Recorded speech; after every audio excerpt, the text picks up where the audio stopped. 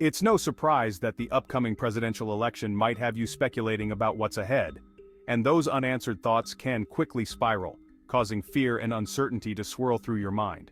So, if you've been considering buying or selling a home this year, you're probably curious about what the election might mean for the housing market, and if it's still a good time to make your move.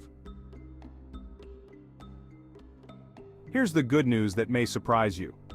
Typically, presidential elections have only had a small, temporary impact on the housing market. But your questions are definitely worth answering, so you don't have to pause your plans in the meantime. Here's a look at decades of data that shows exactly what's happened to home sales, prices, and mortgage rates in previous presidential election cycles, so you can move forward with the facts as you weigh the pros and cons of your homeownership decision. Home sales. In the month leading up to a presidential election, from October to November, there's typically a slight slowdown in home sales. Some consumers will simply wait it out before they make their purchase decision. However, it's important to know this slowdown is small and temporary. Historically, home sales bounce right back and continue to rise the following year.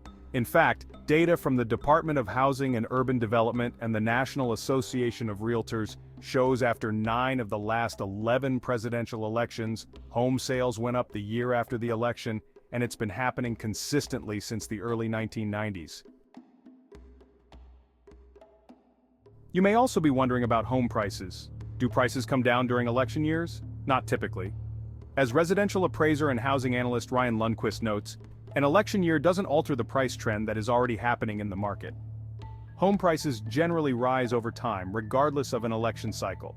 So, based on what history shows, you can expect the current pricing trend in your local market to likely continue, barring any unusual market or economic circumstances.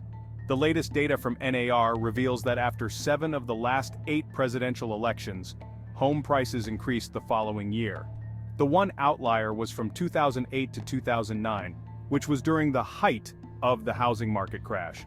That was certainly not a typical year. Today's market, however, is much more resilient, and while prices are moderating nationally, they aren't on an overall decline.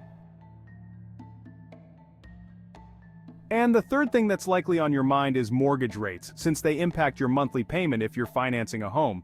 Looking at the last 11 presidential election years, data from Freddie Mac shows mortgage rates decreased from July to November in 8 of them. And this year we've already started to see that happen.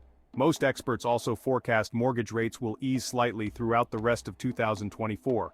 If that happens, and all signs right now indicate it should, this year will continue to follow the trend of declining rates. So, if you're looking to buy a home in the coming months, this could be great news for your purchasing power. What's the big takeaway?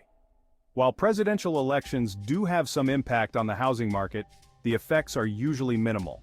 As Lisa Sturdivant, chief economist at Bright MLS, says, historically, the housing market doesn't tend to look very different in presidential election years compared to other years. For most buyers and sellers, elections don't have a major impact on their plans. While it's natural to feel a bit uncertain during an election year, history shows the housing market remains strong and resilient. And this means you don't have to pause your plans in the meantime. For help navigating the market during this election cycle, let's connect.